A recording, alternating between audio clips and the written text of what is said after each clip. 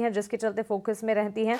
और साथ ही जैसे डिफेंस इंडिजिनाइजेशन की बात हो रही है, वैसे ही रेलवे सेक्टर के लिए भी इंडिजिनाइजेशन पर फोकस है। और ताज़ा खबर यह है कि भारत भूटान तक 2 रेल लिंक बनाने के लिए करीब 4033 करोड़ का निवेश करने जा रहा है।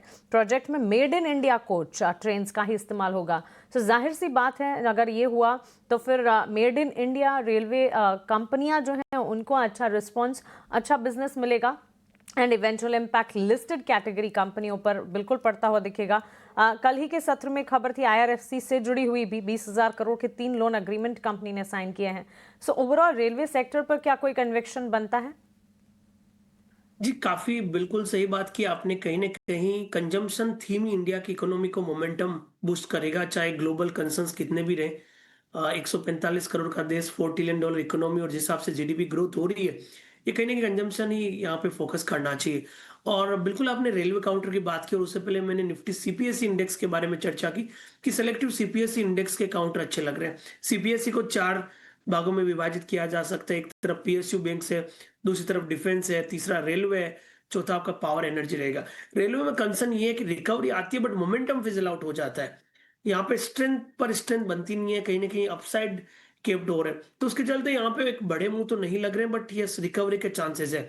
मेरा ऐसा मानना है कि आईआरएफसी पिछले लगभग 6 दिन के लोअर टॉप लोअर बॉटम के बाद जो कल की रिकवरी दिखाई है, वो शॉर्ट टर्म बॉटम बना रहा है। तो 121 के सपोर्ट से 130 तक के लेवल यहाँ पे अटेम्प्ट किए जा सकते हैं। डिफेंस की बात करें तो मेरा ऐसा मानना है कि ये थीम वर्क करनी चाहिए।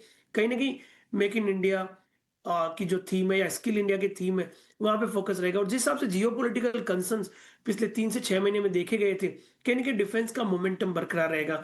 और यहाँ पे कोई भी डिक्लाइन आता है तो खरीदारी के मौके ढूँढने चाहिए। तो डिफेंस की काउंटर की बात करें तो एचएएल हमारे रडार पे है, जहाँ पे ओवरऑल बुलिश बायस है। 4,580 के सपोर्ट से कहीं न कहीं 5,000 तक के लक्ष्य यहाँ पे बनाने चाहिए। BLB one of the strongest defence name है, जहाँ पे मल्टीपल सपोर्ट लगभग 388 के आसपास है। 388 के सपोर्ट से 420 तक के अपसाइड बनने चाहिए। तो सीपीएस इंडेक्स अच्छा चल लग रहा है बट सेलेक्टिव काउंटर है और ऐसा लग रहा है कि डिफेंस की थीम में वापस मूव रहेगा। तो एचएल बीएल जैसे काउंटर को ध्यान रख सकते हैं। वो आईआरएफसी में लोअर टॉप लोअर बॉटम के नेगेशन इसलिए बाउंस बनेंगे।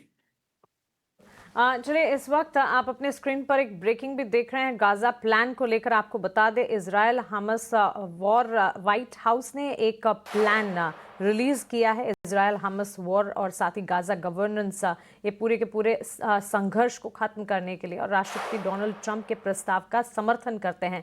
ये इस वक्त की बड़ी ब्रेकिंग है। संघर्ष खत्म करने के लिए योजना की घोषणा का समर्थन किया गया है। ये इस वक्त सबसे बड़ी खबर आपके स्क्रीन पर आप देख रहे हैं। खासतौर से इजराइल और हमास वॉर को लेकर अगर आप देखें, व्हाइट हाउस ने एक स्टेटमेंट ऑफ प्लान ट्रंप की तरफ से रिलीज किया है। चलिए इस पर आगे